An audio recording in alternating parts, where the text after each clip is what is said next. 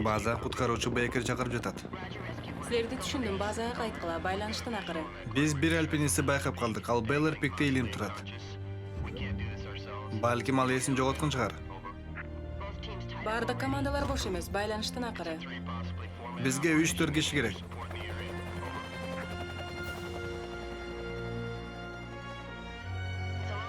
Майкл Харрис архиветтеги Томас Ранч базасында иштеп жатат, бирок ал алыс, байланыштын акыры. Силерди түшүндүм, биз шашылышыбыз керек, байланыштын акыры.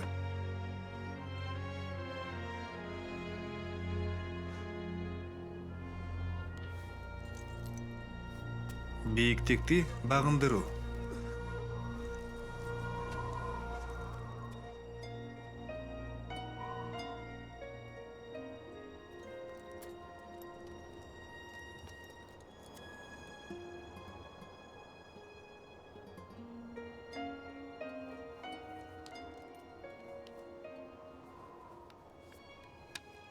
Мен муну кылдым. Мен өзүм. Кайрадан жалгыз. Угуп атасың ба?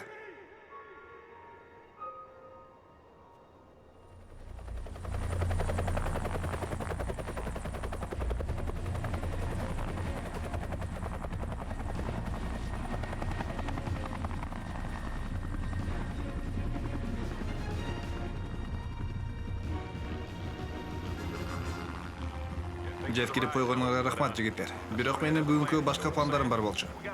Биз бир альпинистти байкап калдык, эсин жоготкон окшойт. Ал Беллер Пикте илинип турат. Катуу бороон башталган жатат. Мен силерди тапканыма кубанычтамын. Боронго чейин жетишип калалы. Майкл Харрис. Кадимки эле Майкл Харриспи? Астроманга 4 саатта чыккан. Ооба, бирок Naked Eagle'ге 59 минутта чыккан кишиге жетиш кайда? Билесиңби, алар жаңылып жаза алышкан. Мен 56 минутта чыккан. 59. Силердин башка кылар ишиңер жокпу? Мейли ушундай болсо деле. Сени менен бирге иштериме кубанычтамын. Мен дайыма жалгыз иштейм, башкаларга муктаж эмесмин.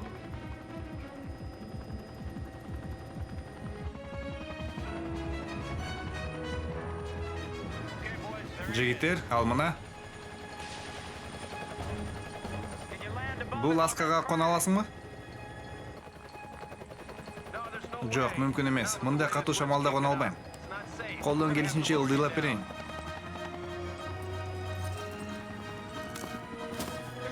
Карап отуранга убакыт жок.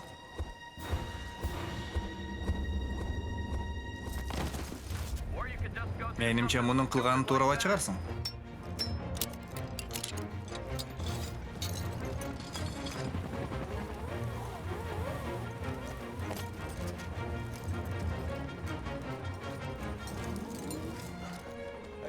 Кандай дос?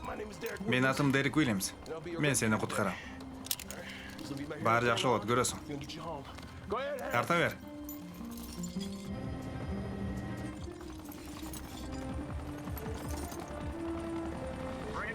Ылдыйраак түшүр. Мүмкүн эмес, шамал күчөп жатат. Кеч болуп калды.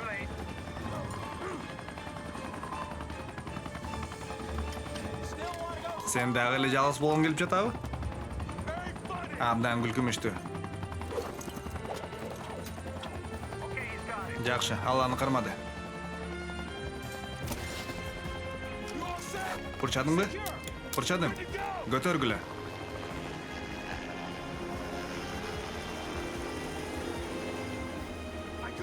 Мен өзүм жалгыз эле кыла алмакмын. Албетте.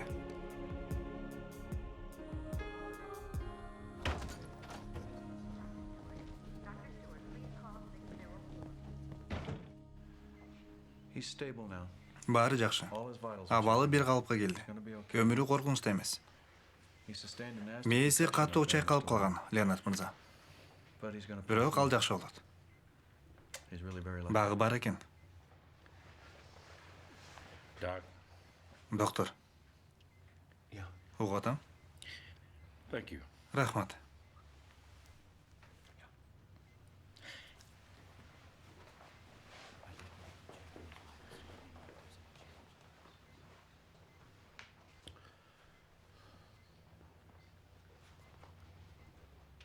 Кандай экен, Мэг? Бар жайында. Бир нерсе билдиңби? Аны эки эр жүрөк альпинист куткарыптыр. чыныгы эрдик кылышыптыр. Эрдик. Алар уулумду куткарды. Азаматтар экен. Бул үйрөнчүктөр ойлошот окшойт. Атасынын акчасы көп болсо эле, каалаганын сатып алып, каалагандай басып туруп, каалаган тоого чыкса болот деп. Бирок жашоодо андай эмес. Негизгиси ичиндеги байлык. Ооба. Негизгиси бул жакта. Билип ал бул жакта дейт. Силерге кереги тиет. Кайсы жерден токтоду элем? Вертолетко бекитилген жипти илинип турдум. Ооба, туура, рахмат. Жипти илинип турам. Коргонуч жок. Шамал ары бери чайлап жатты. Шамалдын ылдамдыгы секундасына 40 метр. Аскага чыгууга аракет кылдым. Дерек. Бирок бул жерде шамалдын ылдамдыгы секундасына 18 метр деп жазылып турат. Бирок мен вертолеттун астында болчумун. Ал жакта шамалдын ылдамдыгы такыр башка, түшүнүп жатасыңбы? Такыр башка, түшүнүктүү. Жазганда ката кеткен. Билбейм, мен булар менен эмне сүйлөшүп жатам. Алар такай ушинтишет. Кыскасы 300 метр бийиктикте зонун үстүндө илинип турдум. Кой тур, дагы бир жаңылыштык. Бул жерде 120 метр деп жазылып турат. Мындан нары бул гезитти окубайм. Акыры мен ылдый түштүм. Жигитти курчагандан кийин аны чыгарыш эле калды. Токто. Сен ушунун баарын жалгыз кылдым деген турасыңбы? Албетте. А бул сүрөттөгү экинчи жигит ким сенин жаныңдагы? Болдучу. Ал Мэктин уулу болгондугу үчүн силер гезиттин биринчи бетине чыктыңар. Балким сен аны биздин аймакка дагы дүкөн салганга көндүрөрсүң. Бул гезиттердин баарын дубалдарыңа илип алайын дедиңби? Ооба, жакшы ой. Бүгүн Шерил атайын бир нече гезит сатып алыптыр. Ой, мен кеттим. Каалаганыңар чыныгы баатырдан кол тамга алсаңар болот. Жүрү, ал эртеги менен сыймыктана турсун. Бирок мага бул жигит кандай болсо да жагат. Мына ушул татыктуу айым. Ишенгиле мага. Эң биринчи мен жакын досума Дерек Уильямсон деп жазып берейин. Бизге дагы чипсы керек деп ойлойсуңбу? Мен сага эмне керек экенин айтайын. Баш айлантманы жаза турган нерсе керек сага. Эмнени айтып жатасың? Сен билесиң эмне жөнүндө айтып жатканымды. От менен ойногонго болбойт. Жакын досума. Мен эмне кылып жатканымды билем. Макул. Көптөрүңөр угсаңар керек. Жума күнү Бейлер Пикте куткарылган адам тууралуу. Ал куткаруучунун бири Майк Харрис. Ал адамдын өмүрүн сактап калыш үчүн Кудай аны колдогон. Майкл, ордуңан туруп коесуңбу? Сен аман эсен келгениңе кубанычтабыз.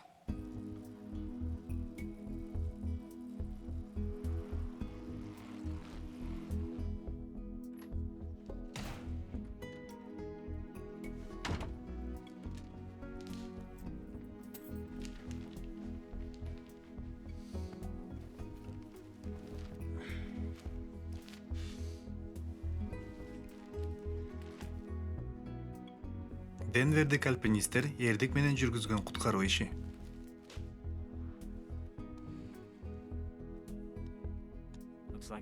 Мына, менин 15 мүнөттүк даңктуу убактым келди, сүйүктүм. Ак менен каралар биргелешип Мактын маркасынын астында иш алып барышат. Жакшы Мак, эң жакшы. Акыркы убакта массалык маалыматтын начар көз карашын эске алганда бул жакшы. Каалагандарын жазышсын. Бул сен ойлогондой эмес, Грег. Мен ыза болуп кетип жатам. Журналисттер Мак Ленард түндүк райондорундагы жашоочуларды көзгө албайт деп жазып жатышат. Биздики коммерциялык ишкана кайрымдуулук колу эмес да. Ал райондорго дүкөн куруу бизге пайда алып келбейт. Мак, мен уксам, иште сезимдерге жетектелбешибиз керек.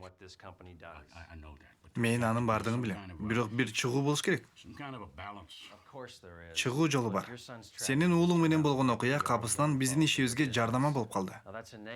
Бул кырсыктын аягы жакшы боло турган болду. Биз токтолушубуз керек. Ушул аркылуу пайда таап алалы. Биз бул жигиттерди пайдаланып кирешилүү болобуз.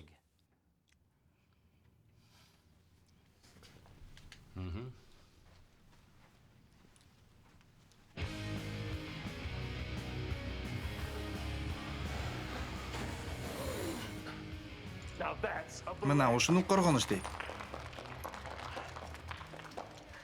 А муну орус түйүнү дейт. Мунун жардамы менен жипти каалагандай кылып байласа болот. Мына мынтип. Дагы күчтүү болушуң керек. Мунун булчуңдары укмуш да, өзгөчө тилинде. Салам, кандайсың? Эй, Пабло, балдарга башка түйүндөрдү көрсөтчү. Паблога баргыла. Сага муз чаккан балкаңды берип коеюн дегем. Сен аны вертолетко унутуп калыптырсың. Өзүң алтырып кой. Менеджер катары мага андайларды бекер беришет. Сен менеджерсиңби? Ооба. Мен бардык этаптардан өттүм. Складта иштедим, сатуучу болдум, инспектор, менеджер. Экөөбүз чоң балык карман окшойбуз. Ооба. Биз жөнүндө гезитке жазышыптыр. Экөөбүздүн сүрөттөрдү дагы. Чиканагуа. Түндүк тарабы. Ооба, дал өзү.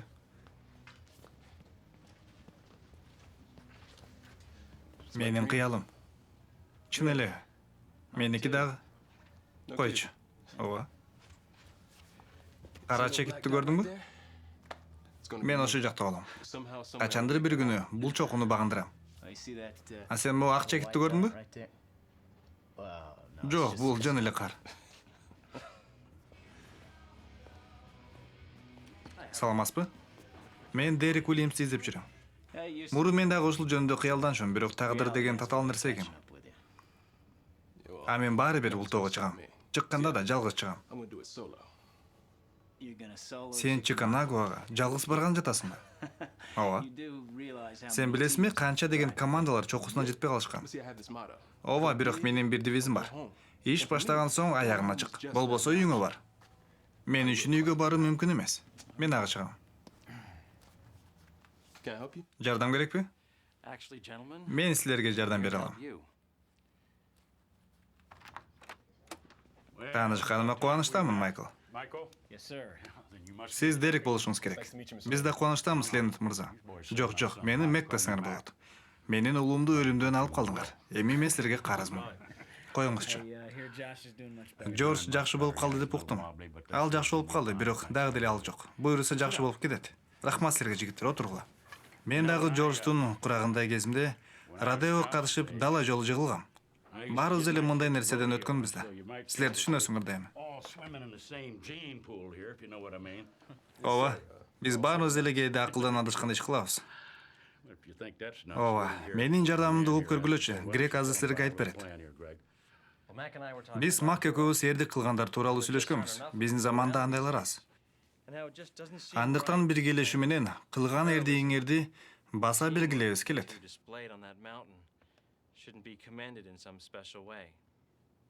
Билбейм. Биз жөнүндө гезитке жазгандыгы, сүрөттөрү жетиштүү деп ойлойм. Харрис, аягына чейин угалычы. Туура айтат. Бардыгына бизге эмне маанилүү экендигин көрсөткүбүз келет. Биргелешип иштөө. Биз жарнамалык иштерди жүргүзөлү деп жатабыз. Мактын дүкөн салуу тармагында силер анын бир бөлүгү болосуңар. Бизге белгилүү болгондой каражаттын жоктугуна байланыштуу силердин бир ишке ашпай калган кыялыңар бар экен.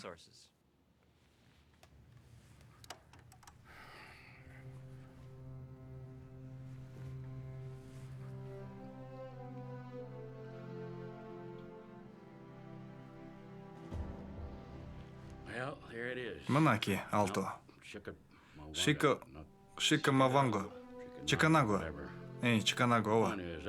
Негизинен ал өтө бийик тоо. Биз силердин ушул тоого чыгууңарды кара жалайлы деп чечтик. Кандай дейсиңер? Мак, бул тоого чыгыш үчүн бир нече ай даярданып, машыгыш керек. Ооба, бир нече ай. Мен билем.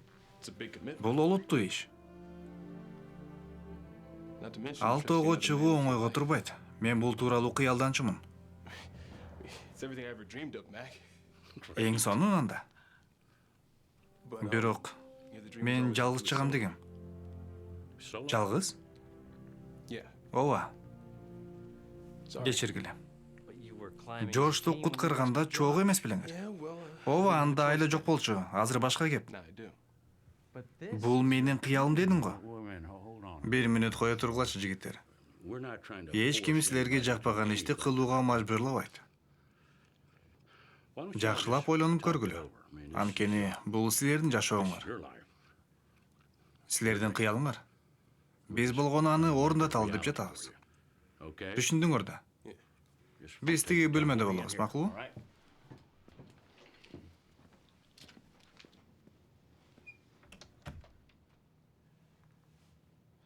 Мындай ишти жалгыз жасаш керек. Ооба. Уксаң, мен билем кыялданчусуң. Бирөө менен болобу же жалгызбы, бардык альпинисттер үчүн бул чоң жетишкендик болмок. Сен билесиң да, биздин Чиканагоға чыккан башка мүмкүнчүлүгүбүз болбойт. Бул бир лотерея утуп алганга барабар болуп жатат го. Дерек, жооп берчи мага. Сен акырына чыгасыңбы? Же болбосо үйгө барасыңбы?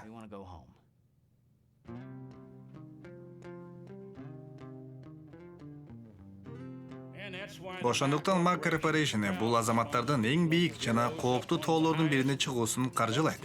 Ал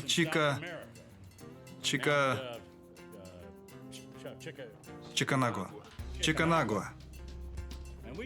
Биз үчүн Майкл менен Дерек Маккистин символун көрсөтүп турат. Биргелешип иштөө. Эгерде биз баарыбыз биргелешип иштей турган болсок, жакын арада силердин шаарда да жашоо жакшырат. Түндүк райондо жашагандардын дагы, Ленард мырза. Чынын айтсам, мындай суроолорго негиз жок. Анткени биз күзүндө ал районго да жаңы дүкөн салабыз. Жазгыла. Макис.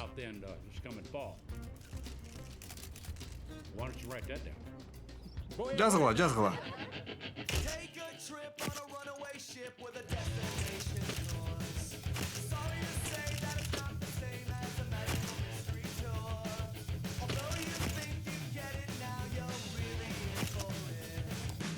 Макис. Баарынан жогору. Макис. Биргелешип иштейбиз. Макис. Гармонияда иштейбиз.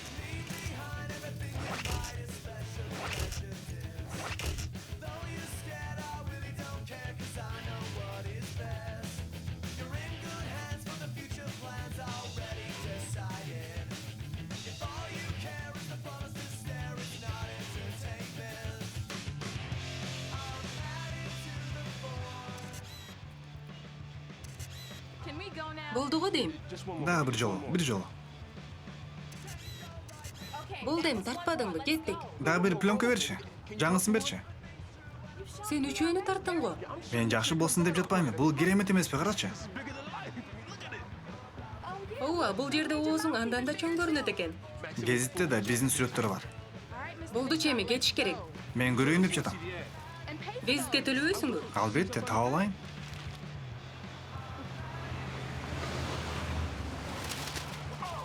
Эмне алып кеттиң, карачы.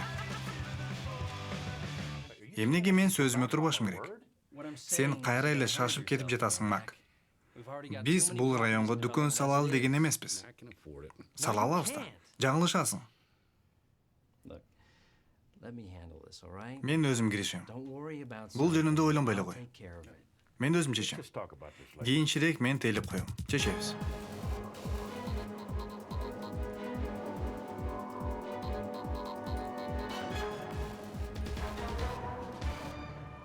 Тарттык.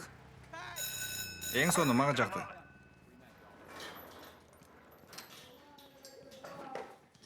Бергиле, дагы бир жолу өтүп коелу. Качан бүтөт деги?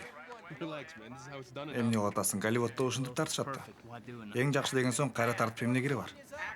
Мотор, кардан бергиле. Шамал кылгыла. Мага борон керек.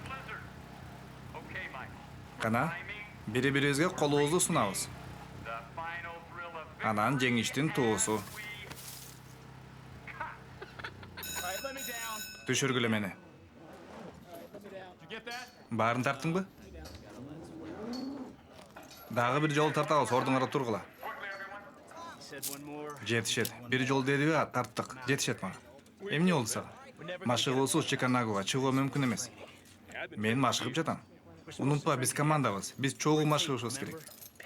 Тырышпай рахаттанып жүрө берди. Экөөбүздүкү контракт. Алар кандай десе ошондой кыла бер. Эми сен мени уккун.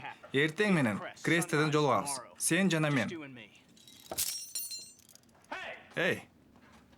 Ал кайда кетти? Үйгө. Айтып жатам го, ал артка кайтпайт. Ал жамандагандардан тажады. Ушул аркылуу жаманаттан кутулгусу келип жатат. Геңк Бейл шаар үчүн кам көргөн адам болуп көрүнгүсү келип жатат. Мен түшүндүм, мен ук. Анын Геңк Бейлдигинин айынан акциялар түшүп жатат. Башкы акционер катары мен буга жол бере албайм. Мак айтканынан кайтпаган киши. Жок. Мак сезимдерге алдырып жатат. Бул иште акыл керек, сезим эмес.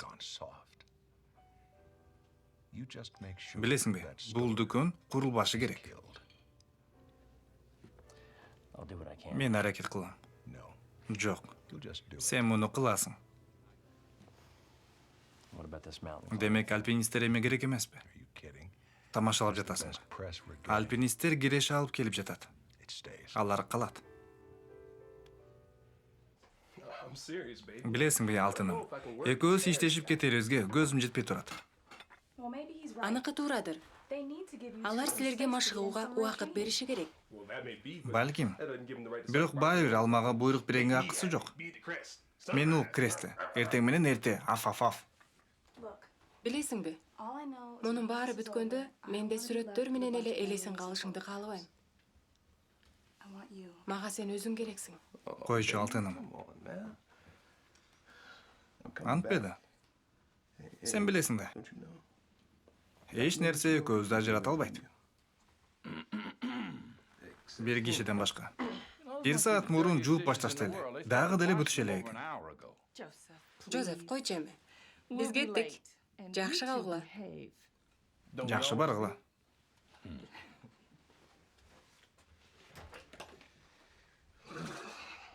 Тоонун башында да мынчалык үшүбөйсүң. Атамдын көңүлүнө жакпайт окшойм. Сен бекерли өзүң алып жатасың. Ал мени жакшы көргөндүктөн эч кимге ишенип тапшыра албайт. Ал эмне билбейби? Сен менин да кызымсың да. Билет. Мен ага айткам. Ошондуктан ал сага ишене албайт.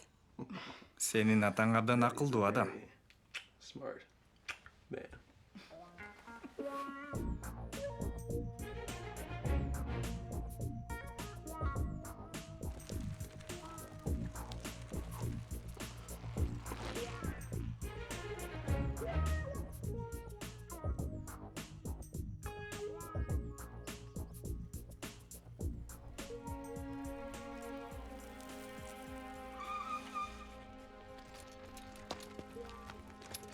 Кутмантан.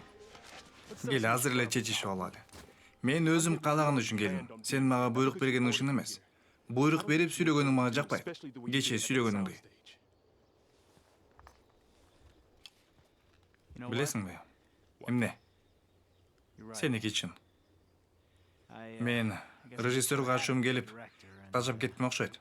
Чарчап да калгам. Ошондуктан кармана албай калдым. Мени кечир. Макул. Эч нерсе эмес.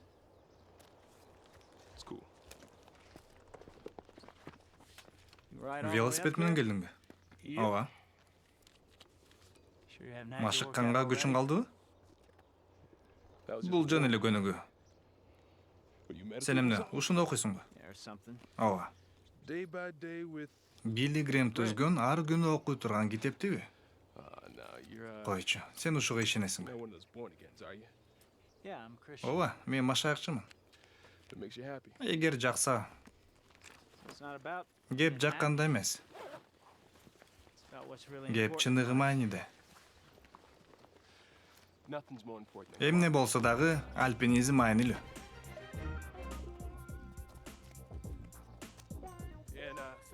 Башынан сүйлөшүп алалы. Мен ишенбейм, ишенгим да келбейт. Сен мага насаат айтышыңды да каалабайм. Билесиңби, мен насаатчы эмесмин. Абдан жакшы. Бирок дайыма өз оюмду айтам. Негизи мен дагы.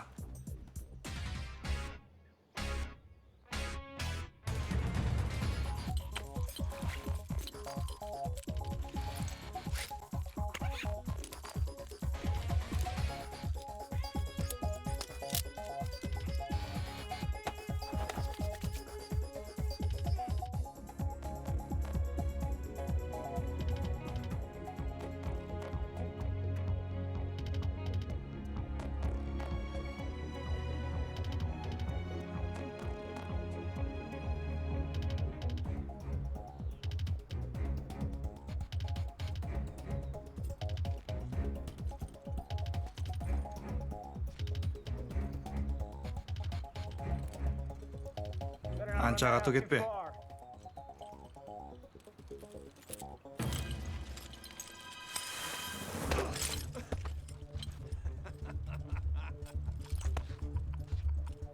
Sen muну атайын кылдыңбы? Тамашалайын дедиңби? Жок, сени текшерейин дедим. Анан кандай экен? Текшердим.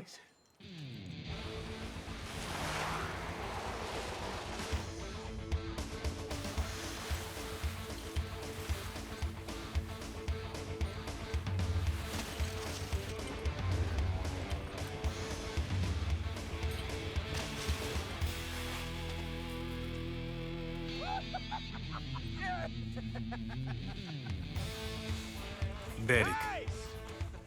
Жакшы, эң сону. Чиканагуада да ушундайсыңбы? Балким. Мен сага айтпадым белем. Мен аягына чыгам.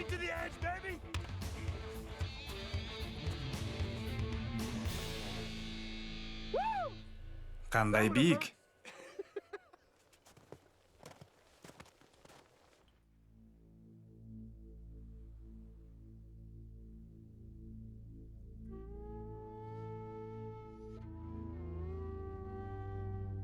Дэвид Кавингтон. Чиканагуа эң жакшы альпинисттин өмүрүн алып кетти. Аны менен күндө бир жаңылык. Мен айттым беле. Ал машаякчы экен. Ал машаякчы экен. Бирок сенде эмес. Ал күндө ыйык жазуудан окуган аяттарын жаттап турат экен. Ооба, менде эмес. Койчу. Эмнени айтып жатканымды билесиң. Кел бүгүн Кудай жөнүндө сүйлөшпөй эле коелучу, макулбу? Анан ал жакшы альпинист экен? Ооба, жаман эмес. Бирок ал өзүн эркин сезе албайт. Өзүн эркинирээк сезсе жакшы болмок. Ал коопсуздукту ойлоп жаткандыр. Өтө эле. Биз жарым жолду баскандан кийин кокус бороон башталса, жогору чыккандын ордуна үйгө жөнөйбү деп турам.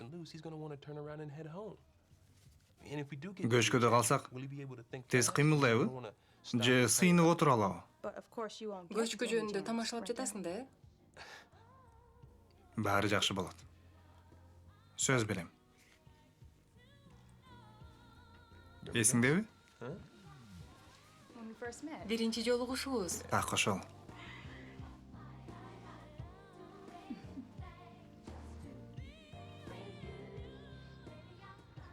Саламатсызбы? Мага Дерек Уильям керек эле.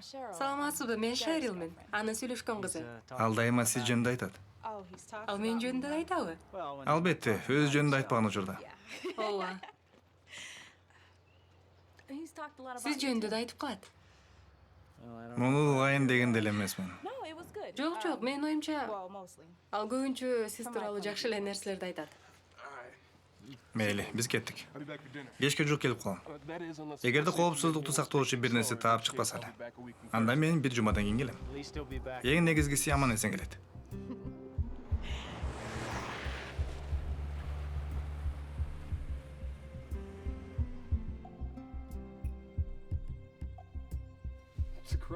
Ишеним.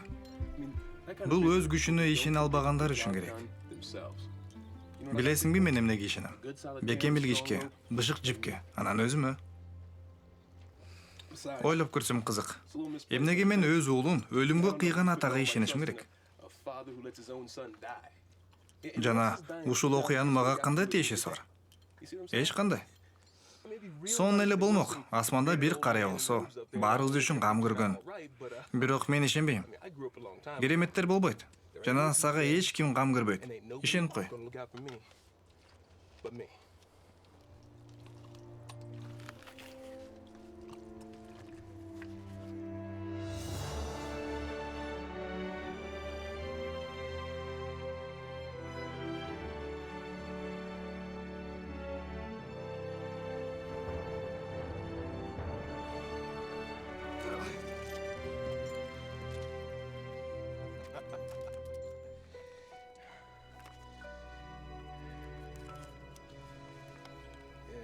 Мына. Сага дагы бир жолу келдим. Көрдүм, жеңдим. Сен кимге сүйлөп жатасың? Эчкимге. Сен ачууланып жатасыңбы? Бул сенин ишиң эмес. Билесиңби, чокусуна быйыл да жетпейбиз. Бекиткенге эле ушунча убакыт коротуп жатсаң. Менин дагы бир жаңылыгым бар. Биз төмөнгө түшө албайбыз сенин мынча кылыгың менен. Билесиңби, сен стилиңди бир аз өзгөртүшүң керек. Сен өтө эле сактана бересиң. Мен мынчалык сак болбойт элем, эгер сен бизге ар убакта кооптуу абал жаратпаганыңда. Уксаң, тоого чыгууда олутту караш керек. Жаңылсаң өлөсүң. Эгер мүмкүнчүлүктү пайдаланбасаң, сен анда өлөсүң. Койсоңчу. Максатка жетүү менен акылсыздыктан айырмасы жок. Мени келесо деп турасыңбы? Жок. Мен сага экөөбүз командадай кыймылдабасак, тоого чыга албастыгыбыз жөнүндө айтып жатам. Макул? Мен артыман жүр. Команда.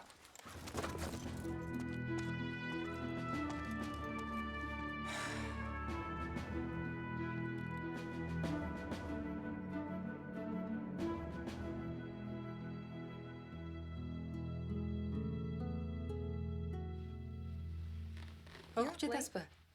Ооба, жакшы иш экен. Башкаруучулар кетип эмеспи? А сен бир нерсе кылдыңбы? Эй, токто. Бери отурчу. 1 мүнөткө. Шерин, мен сенин атаңмын. Сен туура эмес жолду тандаганыңды көрүп, мен унчукпай кое албайм. Бир нече жыл мурун сиз мага айткансыз. Өзүң чечим чыгарсаң болот деп. Мен аныңызга ыраазымын. Азырда мен менин тандоомду кабыл алышыңызды каалайм. Дерек деген Дерек абдан жакшы адам. ал ачуулуу адам. Анткени ал кыйналып жатат. Балким сиз аны көрбөй элесиз. Же сизге баары бирби? Мен антта албайм. Түшүнчү. Сенин баалуулуктарыңды силеп алган адам менен жолугуп жатасың. Жашоодо ар кандай кыйынчылыктар болушу мүмкүн. Эмне кыласың анда? Кимдин баалуулуктары туруштук берет? Биз бири-бирибизди сүйөбүз. Биздин баалуулуктарыбыз туруштук берет. О, Шерил. Бардыгы үчүн. Бүт бардыгы үчүн жооп бериш керек болот. Жакшы жатыңыз. Жакшы жат.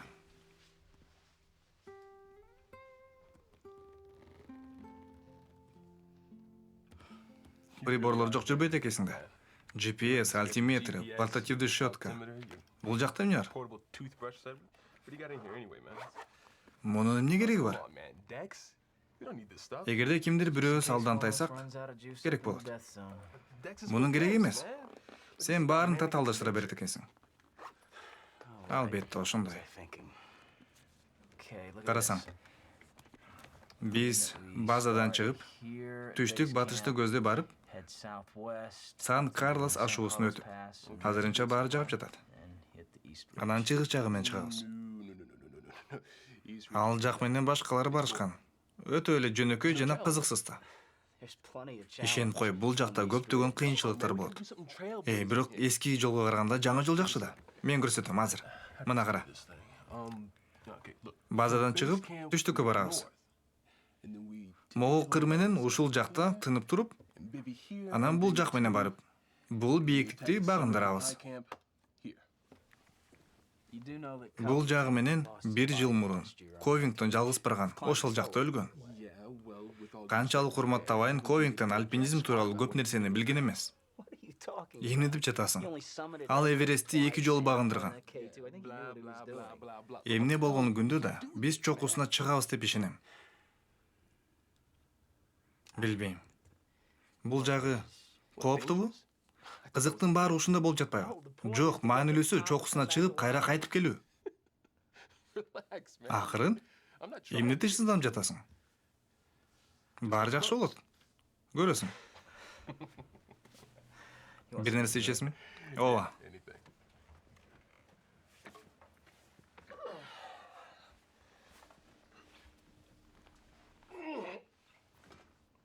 Бул ким? Сүйлөшкөн кызыңбы? Жок. Мурункусубу? Жок. Айткың келбей жатабы? Атын айтып кой жокта энди. Рене. Менин аялым. Түшүндүм. Ал сенден кетип калды. Ооба. Менин аялым өлүп калган.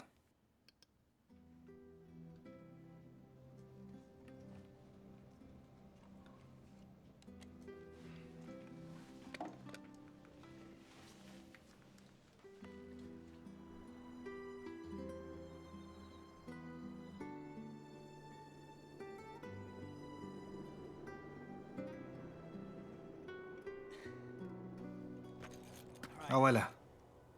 Бул жер өтө тайгылак экен. Билем. Өзүң да сак бол. Макул.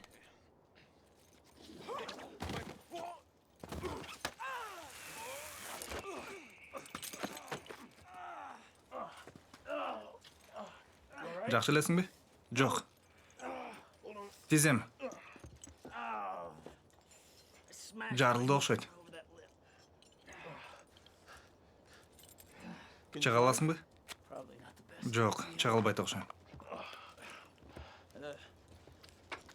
Телефондун эмне болуп калганын карачы. Жаман болду. Мен ылы түшүп, жардамга чакырып келейин. Мен келем. Токто. Сен эмне тоого чыгып, ар жагы менен түшүп, капчагай менен өтүп, эртең келейин деп турасыңбы? Бул жаман эмес, план Б. План Б? Бизде план А барбы? Ооба. Алдын ала сүйлөшүп, саат 8-де байланышуу тууралуу. Эгер биз байланышка чыкпасак, бизди эртең менен издей башташат. Бул жакшы ой экен. Бирок эч ким эмес муну аткарган жокпуз да. Же сен аткардыңбы? Ооба, мен.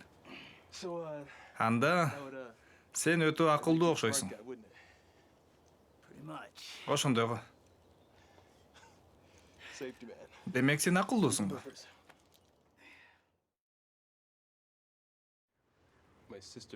Карындашым Фениксте жашаган балага турмушка чыгып, апамды өзүнө алып кетти.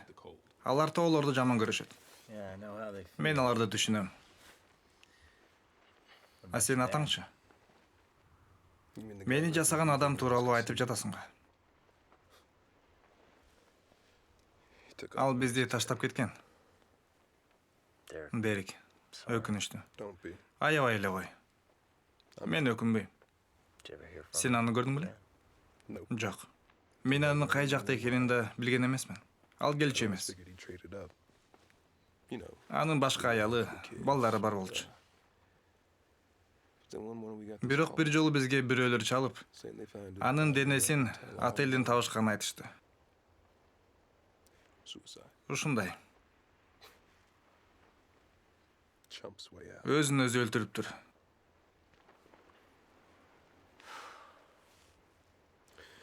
Мынча баштаган соң өзүң жөнүндө, атаң жөнүндө айтып берчи. Кызыктуу деле эч нерсе жок. Мен айтып бердим го. Эми сен айт. Негизи ал мен үчүн баатыр. Атаң жөнүндө айтып бүттүм.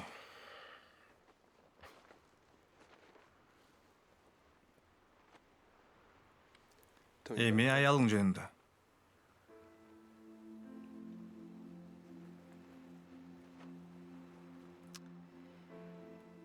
Ал жумуштан кийин үйгө келе жатканда бир акмак кызылга өтүп кеткен экен. Ошол күнү мен тоодо болчумун.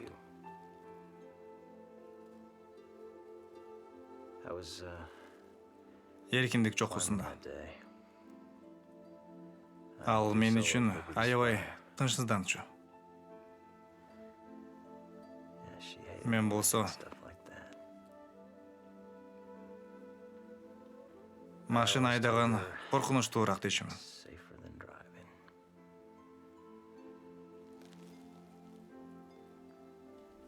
Көп болду каза болгону.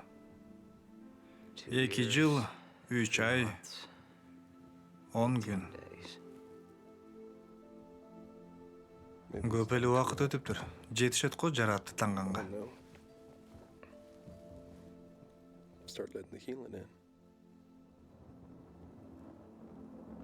Сен туура айтып жаткандырсың. Мен деле кээде туура сүйлөйм. Ооба, кээде. Кудайдын жолдору изилденгиз.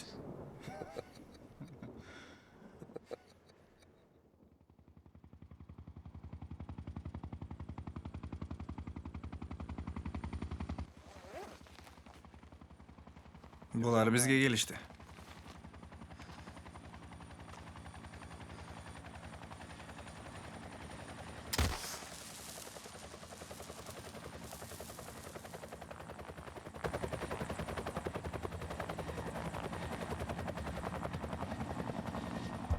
Эки альпинист Чилиге кеткени даярданып жаткан учурда биз бардыгыбыз алардын кыялы орундалабы деп чыдамсыздык менен күтүп турабыз. Ошол эле учурда Маклен окуясы көпчүлүктө нааразычылык туудуруп жатат. Анткени түндүк районго салынуучу дүкөндүн курулуш иштери дагы деле создуктурулууда.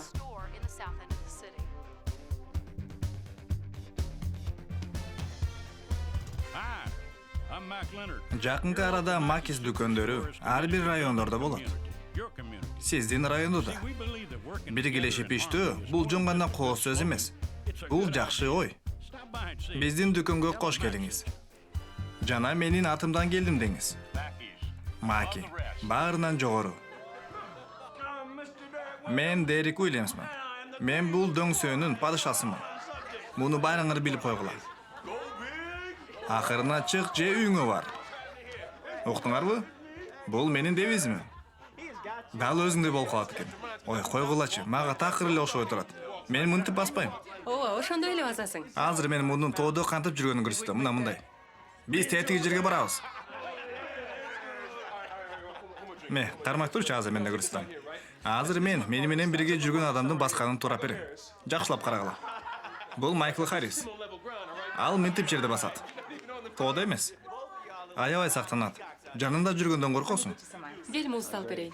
Рахмат. Кайра жарнаманбы? Койсоңчу, суранам. Жетиштүү. Сен өткөндө келбедиң беле? Ооба. Мен сага бир нерсени түшүндүрүп коеюн дегем. Дерек экөөбүз чогуу жашабайбыз. Мен тараптан бул келишим. Муну эмнеге мага айтып жатасың? Билбейм. Бирок Дерек мага сенин ишенериңди айтканда, ошондо мен өзүмдү менин ишеним алсырап калганын сездим.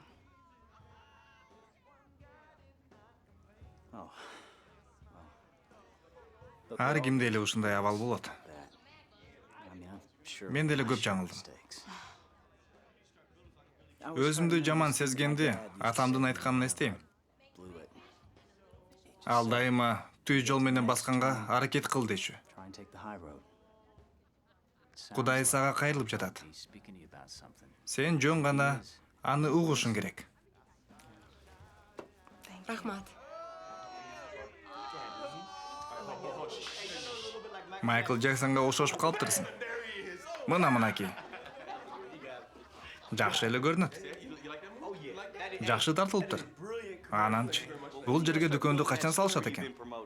Дерек, бизге убада кылган дүкөн гана кей. Биздин районго ал жетишпей жатат. Жеке мен эч нерсе убада кылган эмесмин. Дүкөндү Мак убада кылган. Ооба десең. Түшүнбөдүм. Курулуш эмдигиче баштала элекпи? Андай эч качан болбойт. Түшүнө элексиңби? Баары эле ыраазы болду? Ооба. Сенчи? Мен аябай ыраазымын. Чын элеби? Ооба. Бүгүн эмес, Дерек. Эмнеге? Бул жакта эч ким жокпу. Биз жалгызбыз. Кел. Калганын эртең менен жыйнайбыз. Макулбу? Мен түнгө калбайм. Мен эмне кылдым? Эч нерсе. Кеп сенде эмес. Тактап айтканда, Мен билбейм. Кеп менин өзүмдө. Биз бир нерсени өзгөртүшүбүз керек деп ойлоп жатам. Ал үчүн түз жолго кайрылыш керек. кайда кайрылыш керек? Түз жолго. Тоодо мен жалгыз аяк жолдор менен жүргөн кишимин. Кайсы жол жөнүндө айтып жатасың? Түшүндүрчү, мен түшүнбөй жатам. Билесиңби? Кеч болуп кетти. Эртең сүйлөшөбүз. Азыр эле жакшы. Кетпечи. Эртең. Балким каласың. Мен баары бир бүгүн уктабайм. Уктай албайм. Уйкум качты. Жакшы ал. Жакшы бар.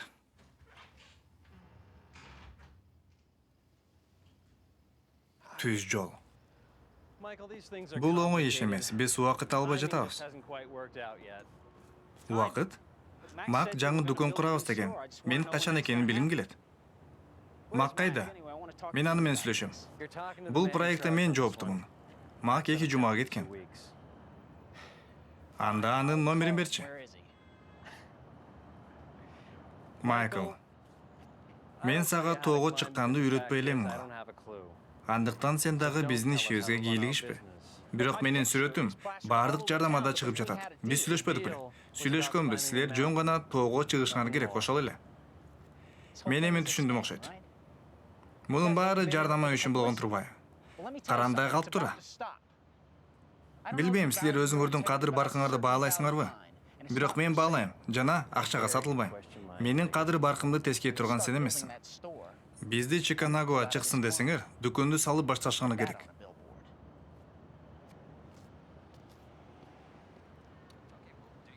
Дерек, мен аны менен сүйлөштүм. Өзүмдүн шарттарымды койдум. Болбосо Чиканагога чыкпайбыз дедим. Макко десе.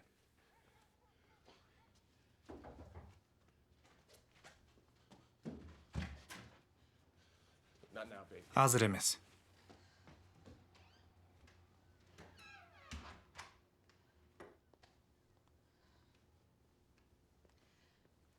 Сүйлөшүшүбүз керек. Башка убакта. Мен азыр ишим бар. Бул өтө маанилүү. Альпинизмден өткөн маанилүү нерсе жок. Баарынан да мен үчүн. Ошондуктан калган нерселер күтүп турат. Менин боюмда бар. Эмне? Биз балалуу болобуз. Экөөбүздүн балабыз. Токто. Эмнелип жатасың? Мен азыр ата болууга даяр эмесмин. Бирок сен ата болдуң. Бул нерсе менин планымда жок болчу. Андаларды өзгөртүш керек. Ал оңой эле деп турасыңбы?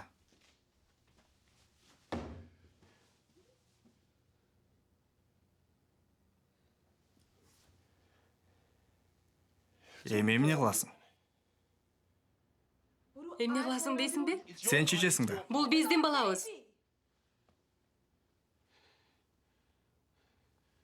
Мынтип айтарыңды билген эмесмин. Эмнеде ишимде күтүп турасың? Үйлөнөбүз. Үй бүлө болобуз десең болобу?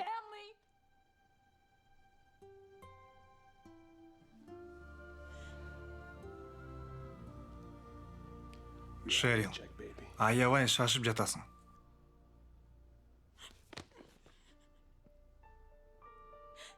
Мен сени өзгөртө алам деп келиси болгон турбаймынбы? Сен атамды көргөн эмесин дечи элең го. Куттуктайм. Сен да атаңдай эле турбайсыңбы?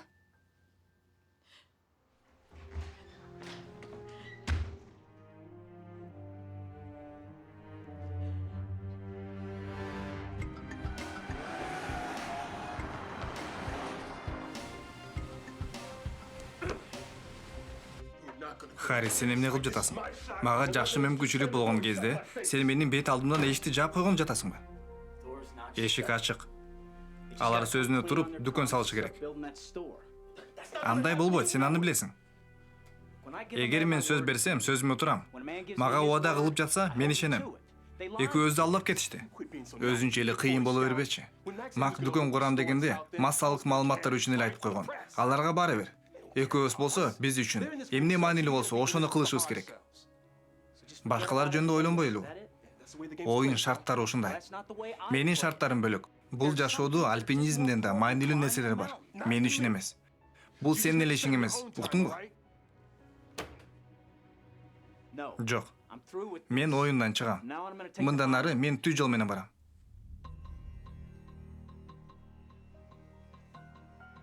Бул сен турбайсыңбы? Эмне? Сен анын башын айландырган турбайсыңбы? Ал мага келип экөөбүздүн мамилебизди өзгөртүшүбүз керек деген. Балким чынында ошондойдур.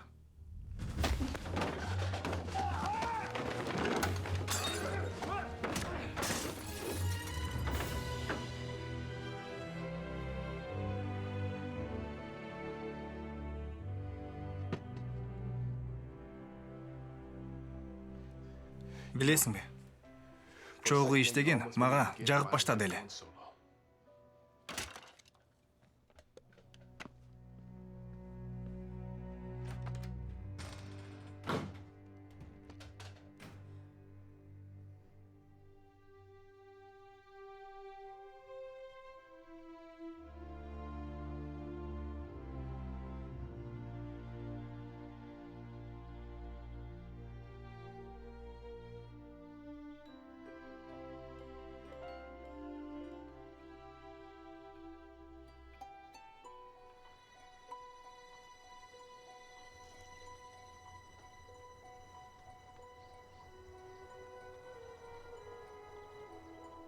Атама мен аркылуу болбосо эч ким келе албайт.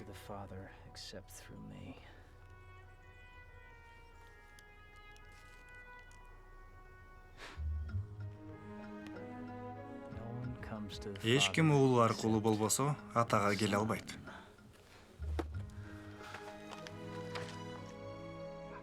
Дагы бир жолу Бейлер пикке көтөрүлүш керек го, кандай дейсиң? Албетте, Майкл. Мен эч нерсе убада кыла албайм, бирок аракет кылам. Мен эмне болуп жатканын билет окшойм. Эң сону, Джордж, мен сага абдан ыраазымын. Макул, эч нерсе эмес, жакшы кал. Көрүшкөнчө. Теңирим Ыйса, жардам бере көр.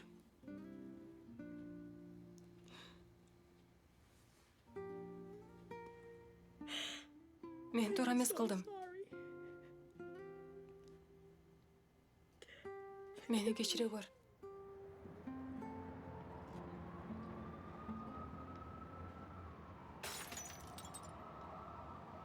Мынакей мен. Айтчы мага, ата. Эми мени менен сыймыктанасыңбы?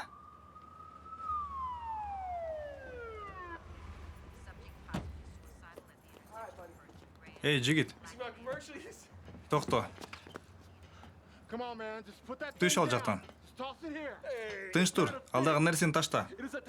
Бул жөн эле нерсе эмес. Бул титандан куюлган муз жарган балкам. Ал дүкөндөрдө сатылат. Бир сатып алгыла. Балкаңды ташта. Макул. Атпагыла мени. Мен колго түштүм. Эми мен түз жолго түшөм. Кое тур.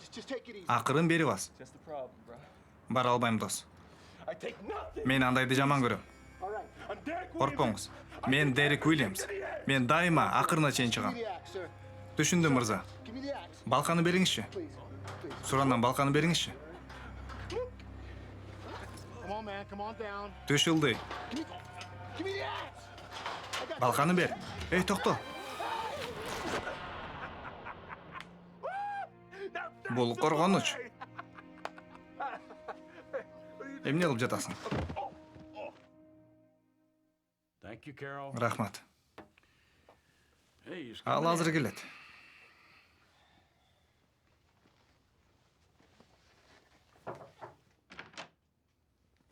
Джордж, Мак. Кандайсың, Грег? Мен сени кетти го деп ойлогом. Мен чектенген эмесмин. Иштер кандай? Жаман. Бирок биздин эмес. Сенин ишиң жаман. Сен бошсуң. Түшүнгөн жокмун? Түшүнгөн жоксуңбу? Өкүнүчтүү. Сага тезирээк кет деп кеңеш берет элем. Батыраак. Чалчу жерге чала электе. Же сенин апаңа. Эмне үчүн? Сен мага каршы ойноюн деп чечтиңби? Айтчы, акционерлердин бири менен жашыруун жолуктуң беле? Балким сага төлөп беришкендир. Далилдеп бере албайсыңар. Ошондойбу? Муну карап көрөсүңбү, же атам айткандай эле кетип каласың?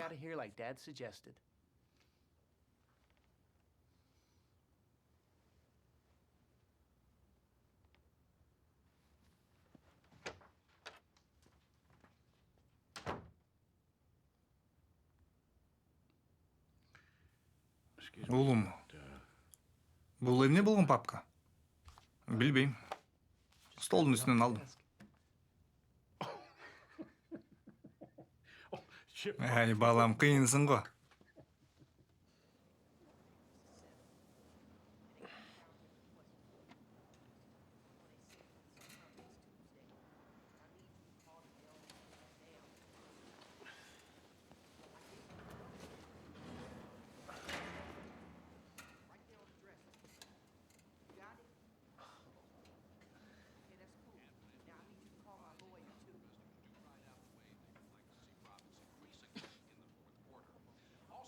Эми шаардагы жаңылыктар. Бүгүн Mark Corporation түндүк райондо жаңы дүкөн салынып баштаганы тууралуу айтты.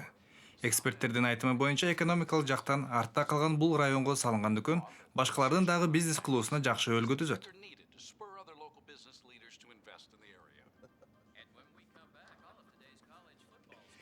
Мынаки, жакшы.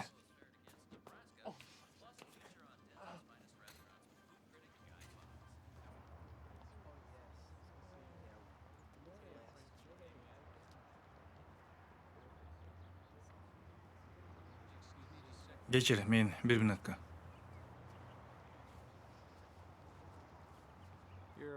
Чогулушка кечип калдың? Ооба. Дайым эле да. Сен кандайсың? Мен жакшы эле, өзүңчү. Болот. Макты көндүргөн экенсиң да. Жорж жардам берди. Билесиңби? Бул мен үчүн кыйын болсо да сага айтайын деп келдим. Мен өзүмдү кармай албай калдым. Эми өкүнүп жатам. Кечир. Мен да өкүнүп калдым. Экөөбүз тең туура эмес кылдык. Айткандай, мен Макты көрдүм. Сүйлөшүүбүз күчүндүү экен. Мен азыр деле даярмын. Мен ойлонуп көрөйүн, макулбу? Ооба. Албетте. Ойлон. Сен каяка? Үйгө барам го. Сен үйгө баруу мен үчүн эмес дедиң эле го.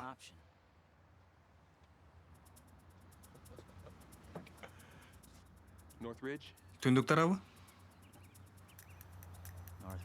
Түндүк. Кыялын орундатууга ашыккан америкалык эки альпинист Майкл Харрис менен Дерек Уильямс дүйнөдөгү эң опурталуу жана бийик тоолордун бирин багынтууга бет алышты. Ал түндүк Америкадагы чокуу Чиканагу. Америкада Макис дүкөндөрүнүн жарнамасына тартылып, таанымал болуп калган эки альпинист бүгүн эртең менен Чилинин борбору Сантьягого келип конушту. Патагонияда аларды белгилүү Жаңы Зеландиянын альпинисти Карл Дуглас тосуп чыкты. Ал аларды тоого чыгууга даярдамакчы. Көптөгөн айлар бою даярданган машыгуулар артта калды. Команда тоонун шартына, абасына көңгүчөктү 2 жума 5000 метр бийиктикке жайгашкан базада өткөрөт.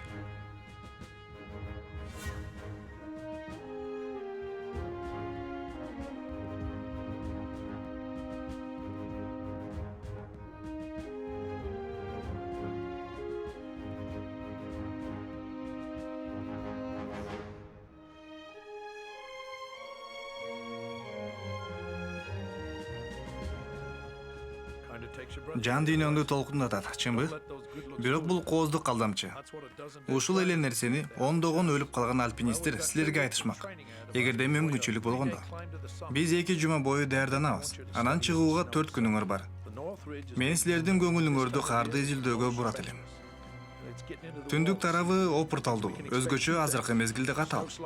Күн жылыган сайын эки нерсени күтүүгө болот. Муз жарылып, көчкүлөрдүн жүрүшү. Өзгөчө сергек болгула. Кайсы жерде басып жатканыңарды жана түнөгөнгө кайсы жерди тандаганыңарды байкагыла.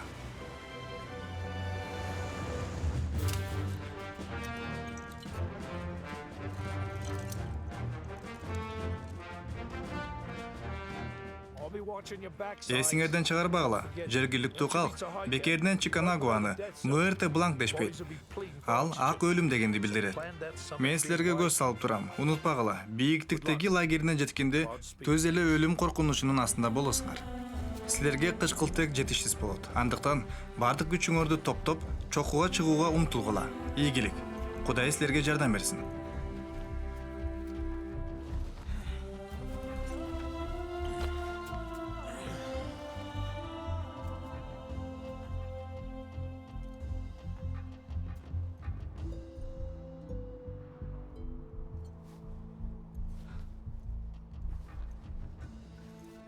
Кыры укмуш экен. Кооптусун кара. Коргонушту кара. Ооба, сак бололу.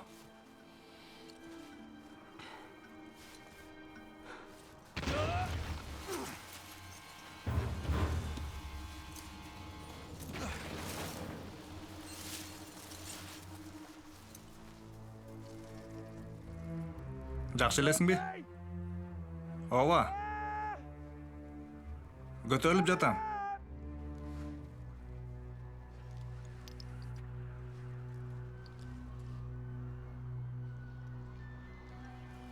Майкл.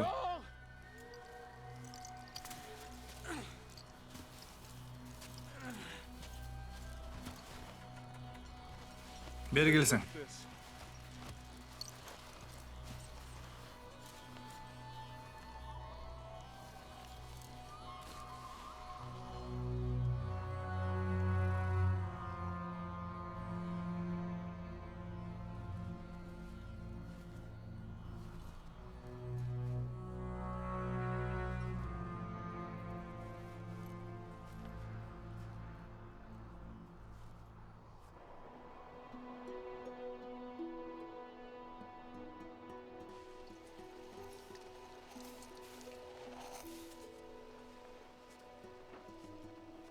Ал Канктанды билесиңби?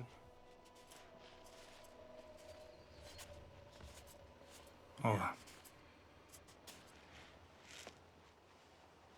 Ал өлүм коркунучу деген жакка жетпептир да. Балким ал өйдө чыгып бара жатып кулап кеткендир. Бул маанилүү эмес. Бардык жакта өлүм коркунучу бар. Кандайча? Экөөбүз түбөлүктүү эмеспиз да. Бир күнү биз баарыбыз жараткандын алдына келебиз. Негизгиси ишиңде тынчтык болушу керек. Айтканга оңой. Дерек. Сен эчак таштап салчу жүктү артыңда сүйрөп келе жатасың. Болбосо бир күнү ал сенин түбүңө жетет. Сен мындан ары кетишиң керек. Бул оңой эмес. Сен акырына чыккың келеби? Сен бир нерсеге жеткиң келеби? Анда өткөндү унутуп, эч кимге эч нерсе далилдеп керек эмес. Өзүң менен өзүң болушуң керек. Өзүңдү Кудайга тапшыр. Ошондо жашооң өзгөрөт. Мен бул жомокко ишенбейм. Ишенбейсиңби же ишенгиң келбейби? Бул эмне насаап сөзбү?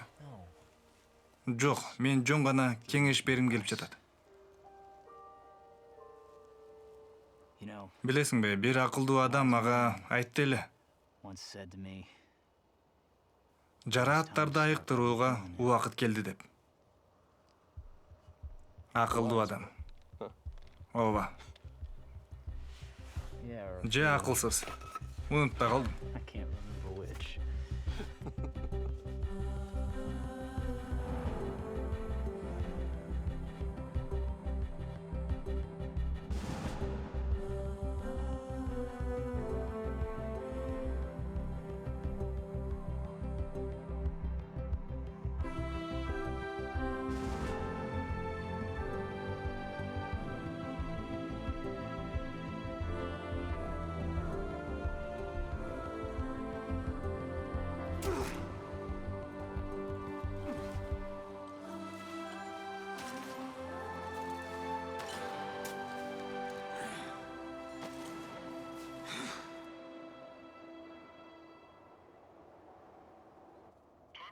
Туругула жигиттер, бүгүн силердин күн. Биз турдук, Карл. Бороон башталганы турат. Силерди эртелесеби деген. Мен баарын түшүндүм. 15 минутадан кийин байланышабыз. Макул, Майк.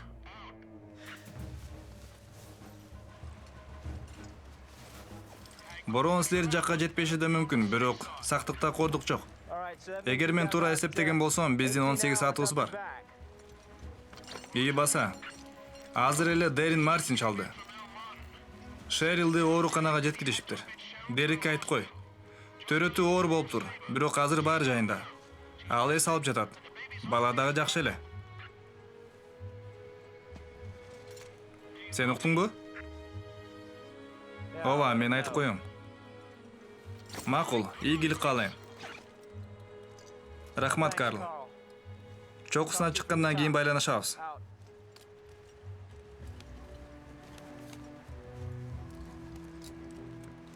Мага бир нерсе айтпай койгонсуң го. Бул сенин ишиң эмес.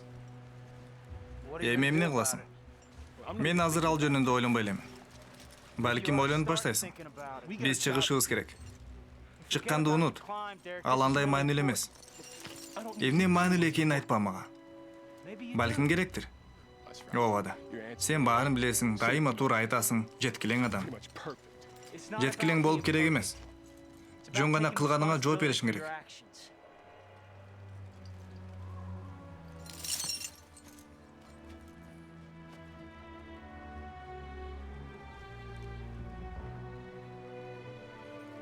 Алып ал.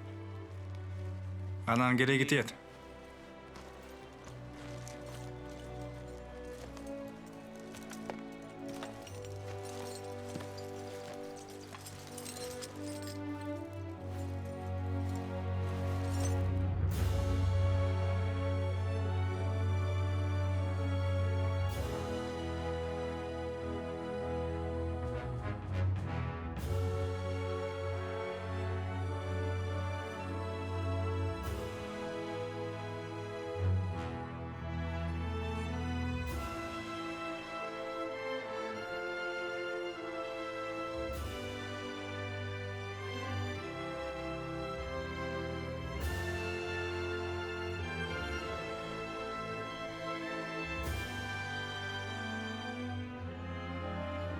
Жүрү, команда. Дагы бир кадам. Эң сонун. Чокусу.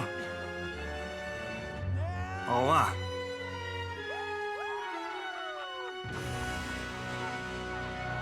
Биз муну кылдык.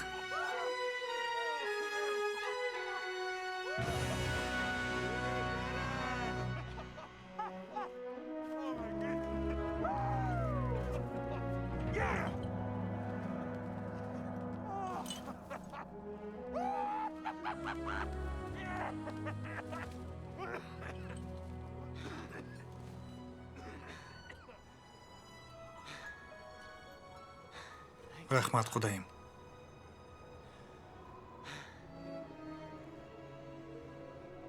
Рахмат. Рахмат.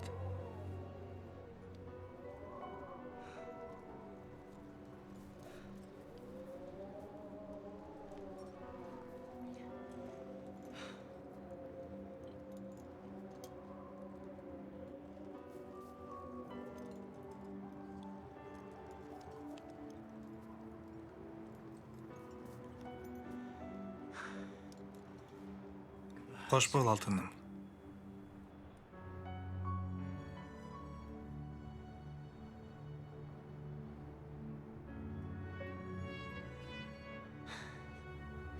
Кудайым, аны менен өткөргөн ар бир күнүм үчүн ыраазымын.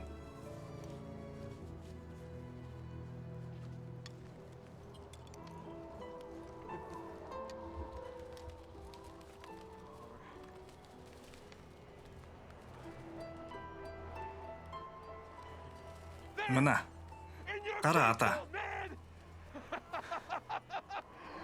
Ушундай. Ата. Кое бер аны, кое бер. Кое бер.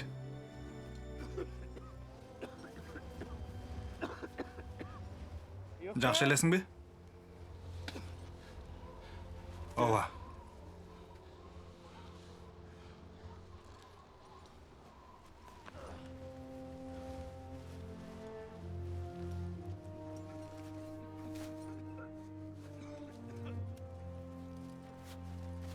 Карл.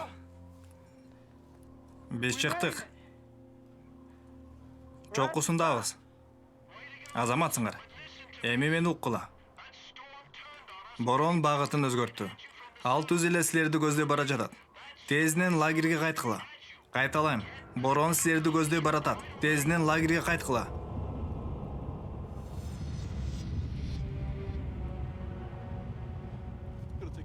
Түшкөнгө 6 саат керек да. Бизде 3 эле саат бар.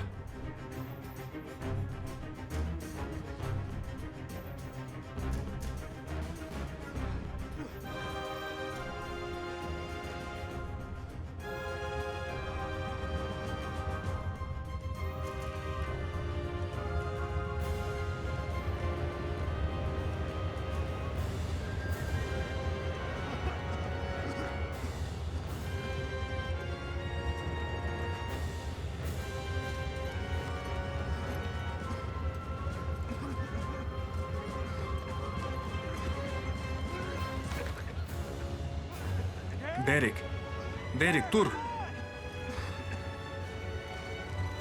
Биз басышыбыз керек, тур. Токточу. Токтой тур. Карл, жооп бер.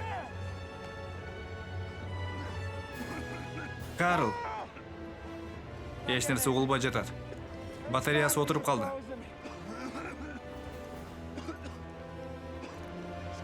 Мен сага Декс сайып коюн. Жок, эч кандай Декс керек эмес. Жөнчү, мен чыдайм. Мына, ананкы алып ал. Эгер ойлонуп калсаң. Ойлонбойм.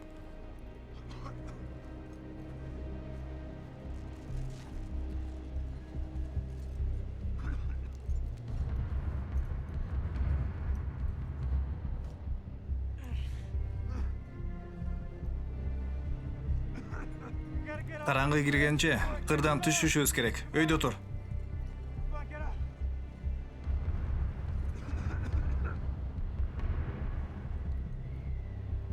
Биз жакшы жер табышыбыз керек. Жүрү. Майкл, Дерек, бул база. Мени угуп жатасыңарбы?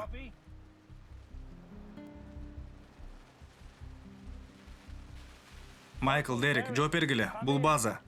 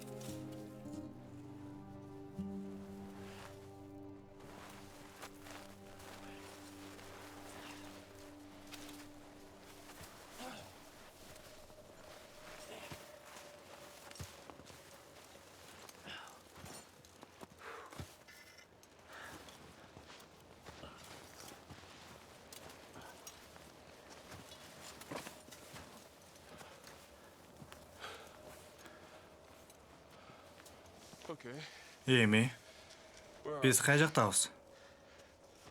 Билбейм. Бул биз келген жол эмес.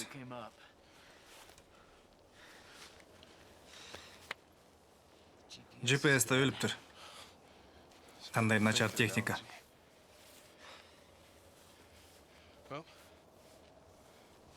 Ылдый түшүш керек. Борон кайра болуш мүмкүн. Тиги карды ашып көрүш керек. Макул. Рюкзактарды алалы.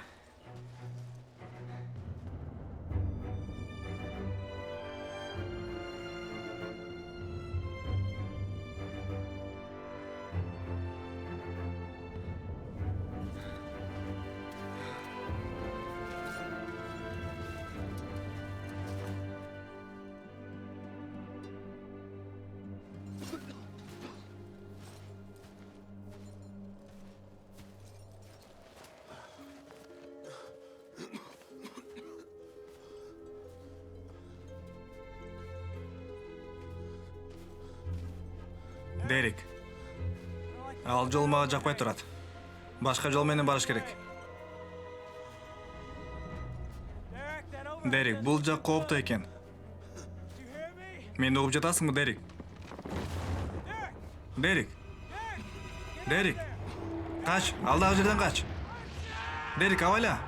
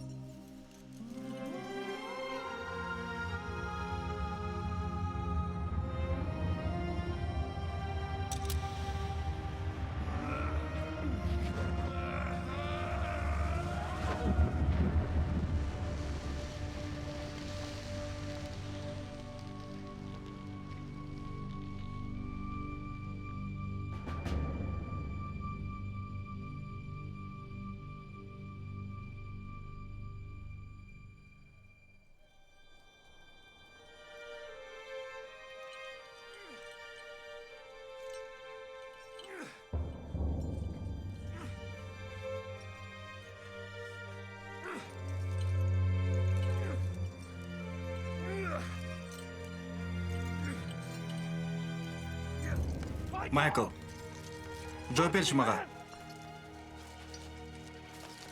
Кайдасың?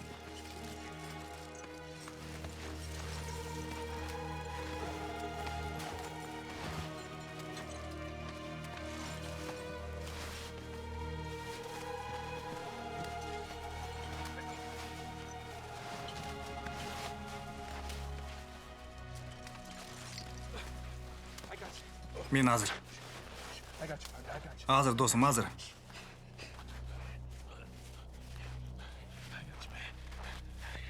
Мына кемен. Тирүүсүңбү? Ооба. Эмне кылып салдың? Эми сени көтөрүшүм керек. Токто. Сени азыр алып чыгам. Дерек. Эмне? Жаман болуп жатасыңбы? Менин атама чалып, мен аны жакшы көрөрүмдү айтып койчу. Мен үйүмө баратам деди деп кой.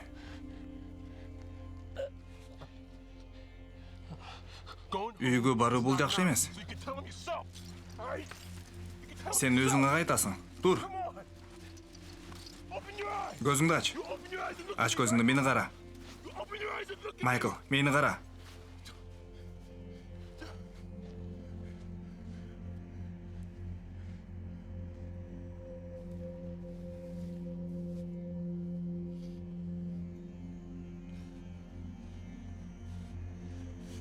Үйгө баруу биздики эмес. Майкл, экөөбүз ылдый түшөбүз. Самолетко отурабыз.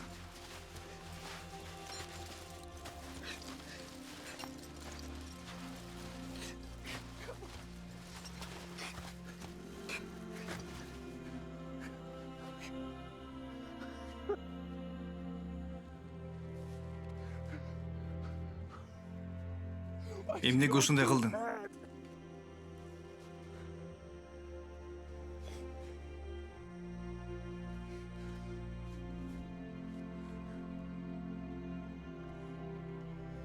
Эмнеге?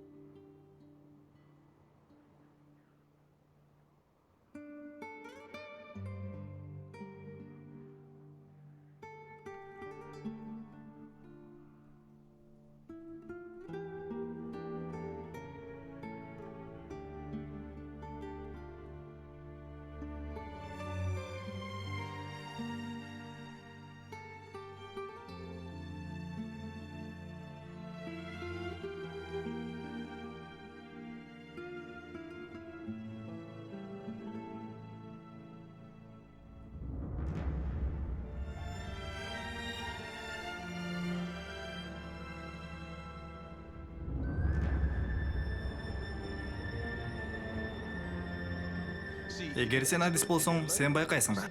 Эмне болорун алдын ала билесиң. Жана жөн гана четке чыгып кетесиң. Мен жалгыз иштейм. Эң негизгиси ишиндеги байлык. Мен жаш бала эмесмин. Кереметтер болбойт. Мен бул тоону багындырам. Мага эч ким кам көрбөйт, өзүмдөн башка.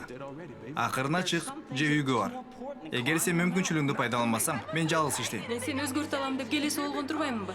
Альпинизмден башка дагы маанилүү нерселер бар. Сен да атаңдай эле турбайсың. Ата, мени угуп жатасың да. Сен атамды көргөн эмесмин дечи элем го. Бир нерсеге жеткиң келеби? Жашооңдо бир нерсени өзгөрткүң келеби? Кудайга ишен.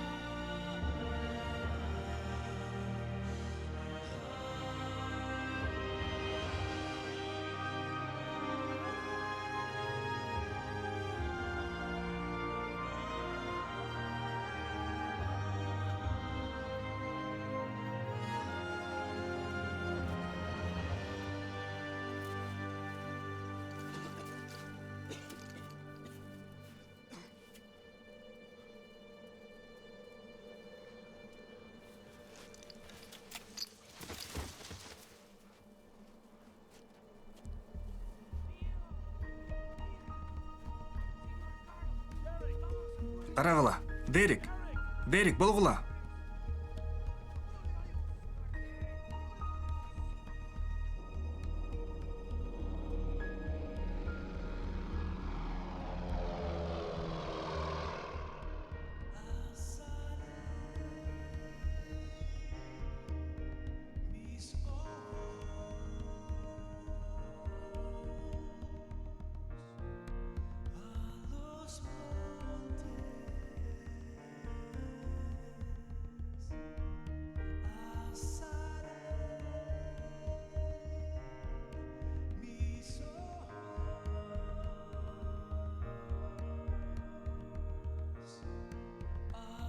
Кудайым, Ыйса кандай сүйсө, мага да ошондой сүйүү берчи.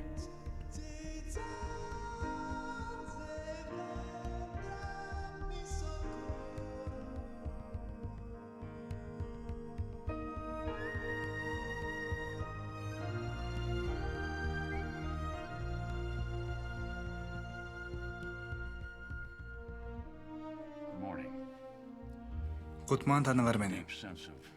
Терең кайгыруу менен мен силерге кайрылып, улуу альпинисттин жана жакшы досубуздун бул дүйнө менен кош айтышканын кабарлап жатам. Ал бул шаардын досу болчу. Мен суктанган жана сыймыктанган досторумдун бири эле. Ал өзүнүн кызматташынын өмүрүн сактайм деп каза тапты.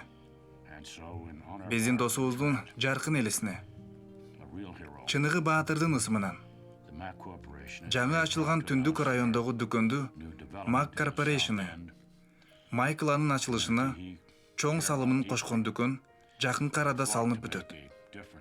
Жана аны биз Майкл Харристин ысымынан атайлы дегенбиз. Жергиликтүү альпинист Дерек Уильям Түндүк Американын тоолорунун бирин багындырып, үйүнө кайтып келди. Дерек Уильямс өзүнүн өмүрүн курмандыкка алып келген досу жана кызматташына түбөлүк карыз экенин кабарлайт. Дерек массалык маалымат кабарчыларынан ал досуна аза күтүү убактысына түшүнүү жана урматтоо менен мамиле кылууларын өтүндү. Кудай көз жаштарды арчыйт. Ал жерде өлүм да болбойт. Ый да, оору болбойт. Мурункунун баары өттү. Биз Майкл Харристин өлүмү үчүн ыйлаган жокпуз. Биз анын жаңы түбөлүктүү жашоого өткөнүн билебиз. Анын көптөр өзгө тийгизген таасири маанилүү. Кудайдын бизге көрсөткөн ырайымынан өткөн сүйүү жок.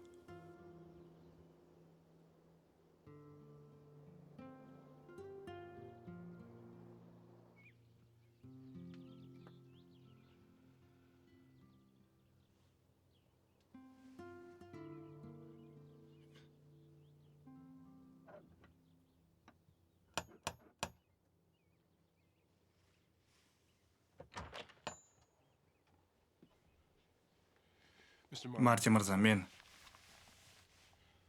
бул жерде сен баатыр эмессиң дерик.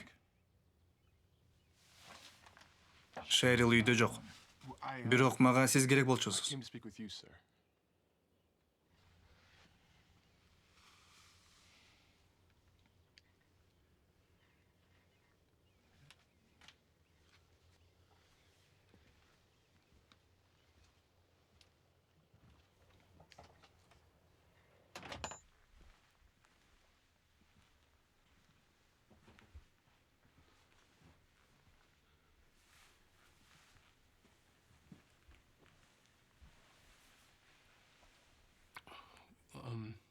Сиз тоодо эмне болгонун уксаңыз керек. Бул мени ойлондурду. Мен өмүр бою бир нерсени далилдегим келип жашаптырмын. Өзүмдүн атама. Көрсө мен өзүмө өзүм далилдеп жүрүптүрмүн. Ал мага керек эмес экен. Мага эч ким керек эмес экен. Мен жалгыз эле жашай алам дечүмүн. Эми мен азыр түшүнүп турам. Мен эң муктаж адам экенмин. Жана мен каалабайм менин уулум атасын билбей чоңоюшун. Ишениңиз, мен кечирим сурайын деп келдим.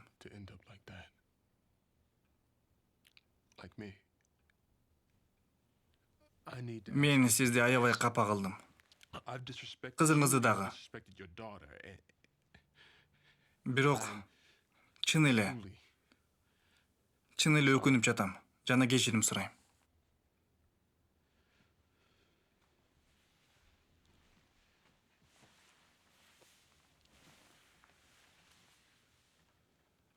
Ооба, сен бизди таарынттың. Сен жоопкерчиликтен качтың.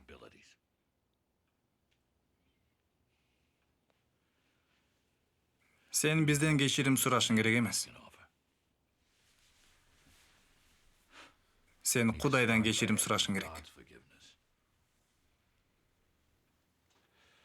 Ал мени кечирерине ишенбейм. Анын мени менен иши жок. Анда эмесе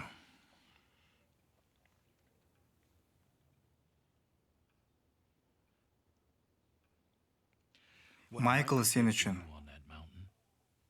Ыйса биз үчүн айкаш-чыгашта кылган нерсени кылды. Ыйык китепте мындай деп жазылган. Биз Кудайдын душманы болгон кезибизде Ыйса биз үчүн өмүрүн берген. Сен үчүн дагы, мен үчүн да. Ал өмүрүн бергенби? Мен үчүнбү? Уксаң Дерек, Кудай сени сүйөт. Сен ал үчүн ушунчалык кымбатсың. Ал сен үчүн өлүмгө барган.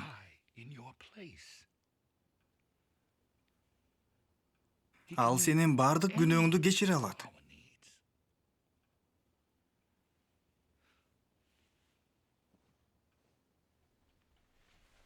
Эгерде сен аны кааласаң.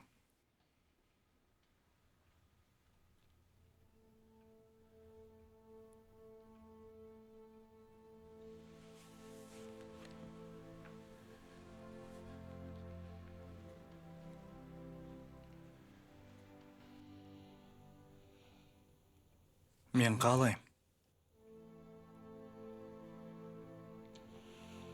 Анда айт.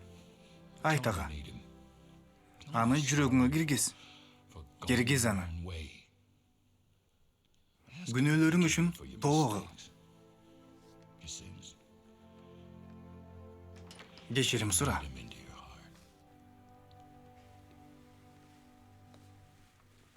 Жүрөгүм менен сыйын. Иса, мени кечир. Кечир мени, Иса. Менин күнөөлөрүмдү кечир. Менин жүрөгүмө кир. Мен билем, бул окуяны сага көп жолу айтып бергем. Бирок дагы бир ирет айтканга уруксат бер. Биз бир жарнамада тартылып жатканбыз. Бир бай жигиттин, Мак деген. Мен сага ал жөнүндө айткам. Биз Майкл экөөбүз анын уулун куткарып калганбыз.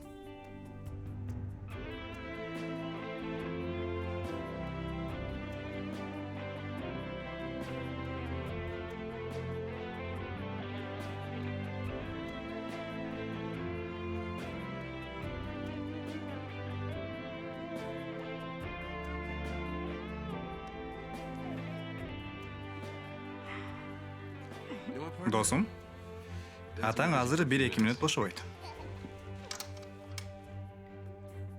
Көрдүңбү? Бул анын коргонучу.